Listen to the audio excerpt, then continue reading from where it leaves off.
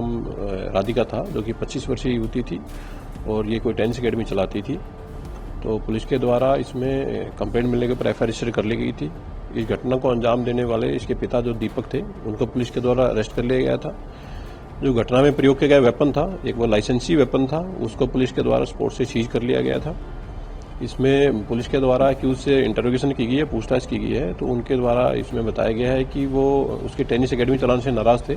17 साल पहले देश में लोगों के मन में एक सवाल उठने लगा था कि माँ बाप अपने बच्चों को मार सकते हैं क्या। 9 मई 2008 को आरुषि हत्याकांड हुआ, जिसमें आरोपी राजेश तलवार पिता और माता नुपुर तलवार पर केस भी चला, कुछ साल जेल में भी रहे, लेकिन वो आज आज़ादी की सांस ले रहे हैं, खुली हवा में सांस ले रहे हैं, घूम रहे हैं। लेकिन 17 साल बाद गुड़गांव में एक हत्याकांड हुआ, जिसमें पिता ने अपनी बेटी की हत्या कर दी। राधिका यादव जो टेनिस खिलाड़ी थी और उनके पिता दीपक यादव ने उनकी 5 राउंड फायर करके हत्या कर दी और हत्या को कबूल भी किया। कुछ पहेलियाँ सुलझती नहीं है, लेकिन ये पहेली सुलझी हुई है, लेकिन फिर भी उलझी हुई है। राधिका यादव के पिता दीपक यादव ने 5 राउंड फायर किए और जब पुलिस वहाँ पर पहुँची तो एक जिंदा कारतूस मिला, यानी कि जो उनकी लाइसेंसी रिवॉल्वर थी, और उससे उन्होंने अपनी बेटी को मार दिया। और कारण ये दिया गया कि लोग उन्हें ताने मारते थे, जब भी वो गांव दूध लेने जाया करते थे, लोग उन्हें ताने मारते थे कि वो अपनी बेटी की कमाई खा रहे हैं। लेकिन गुड़गांव के जिस इलाके में दीपक यादव रहते हैं, वो इलाका सुशांत लोग गुड़गांव के पॉश इलाकों में से एक है। जिस घर में वो रहते थे वहाँ से उनको अच्छा खासा किराया आता है। नीचे ही उनके भाई रहते थे, यानी कि राधिका के चाचा, और उनको भी अच्छा खासा किराया आता है। इस घर के अलावा भी बहुत सारे मकान दीपक यादव के नाम पर है, जिन पे उनको अच्छा खासा किराया आता है। वो राधिका के पैसों की बिल्कुल ज़रूरत नहीं थी। दूसरी बात, 2 महीने पहले जिस बेटी को उन्होंने खुद एकेडमी खोल के दी थी, उसके पैसों के कैसे मोहताज वो हो सकते हैं। इसके अलावा राधिका के कोच हैं, जिनको वो अपने भाई की तरह मानती थी। कुछ व्हाट्सएप चैट भी सामने आए हैं। अनुज यादव जो फिलहाल दुबई में रहते हैं, जिन्होंने राधिका यादव को 2 साल कोचिंग दी थी, उनका भी कहना है कि दीपक यादव अपनी बेटी के पैसों के मोहताज नहीं थे, वो अच्छी खासी कमाई कर लेते थे। क्योंकि एकेडमी पिता ने 2 महीने पहले खोल के दी थी, तो अभी वहाँ पर बच्चे जो सीखना चाहते हैं टेनिस, वो आना शुरू हुए थे। वहाँ से महज कुछ 30-40 हज़ार रुपये अगर आता भी था, उससे कुछ हो नहीं सकता। वो अपनी बेटी के पैसों पर बिल्कुल भी डिपेंडेंट नहीं थे। कुछ कहानियाँ उलझी हुई हैं। जो पुलिस की एफआईआर उसमें ये लिखा गया है, क्योंकि जो दीपक यादव ने बयान दिया, उन्होंने कहा कि गांव में लोग उन्हें ताना मारा करते थे, इसलिए वो परेशान थे कि आप अपनी बेटी की कमाई खा रहे हो, इसलिए मैंने अपनी बेटी को मार दिया। लेकिन कहीं ना कहीं ये लगता है कि दीपक यादव खुलकर बात नहीं कर रहे हैं और सच्चाई नहीं बता रहे हैं।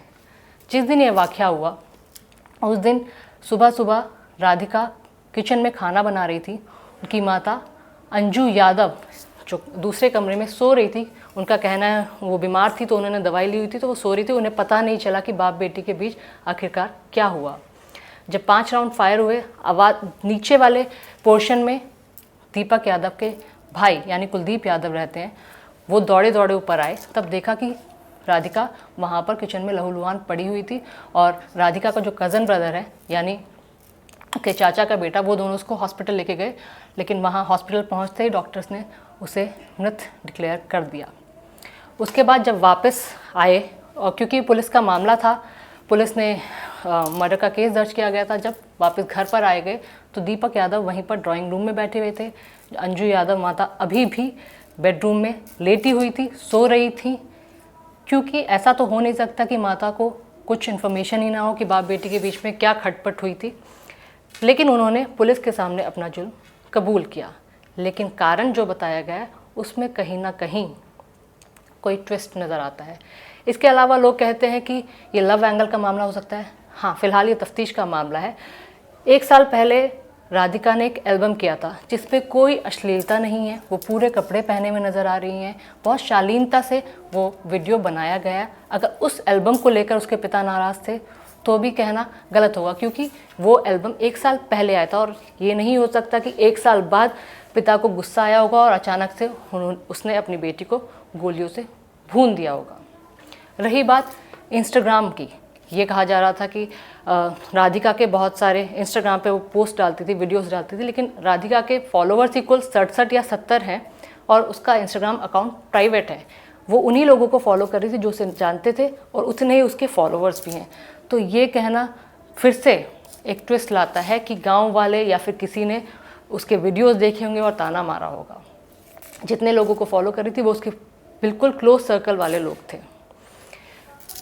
इसके बाद जो दुबई में राधिका के कोच हैं, उनका भी ये कहना है कि राधिका का उनसे लगातार बात होती, संपर्क में थी। उनका कहना है कि राधिका बहुत परेशान थी। उसने कहा था कि वो कहीं जाना चाहती है, दूसरे देश या फिर कहीं पर भी उसका कुछ काम बन जाए। तो चाइना, ऑस्ट्रेलिया जैसे देशों के लिए बातें भी की गई थी और चाइना में उसका जाना करीब करीब पक्का हो चुका था। लेकिन जिसको लेकर राधिका ने कहा था कि यहाँ पर कुछ पैसे कम मिल रहे हैं, तो उस पर अनुज यादव ने कहा कि तुम्हें सिर्फ कुछ बाहर निकलने की ज़रूरत है, एक्सपीरियंस करने की ज़रूरत है और पैसों को नहीं देखना चाहिए। उसका जाना ऑलमोस्ट पक्का हो चुका था, लेकिन उस जाने से पहले ही राधिका की हत्या हो गई। तो फिलहाल मामला पुलिस के पास है, तफ्तीश हो रही है। हो सकता है इस मामले में सच्चाई सामने निकल कर आए। आरुषि हत्याकांड की तरह इस हत्याकांड की सच्चाई अधूरी नहीं होनी चाहिए। इस पर आपकी क्या राय है, हमें कमेंट करके ज़रूर बताइए। नमस्कार।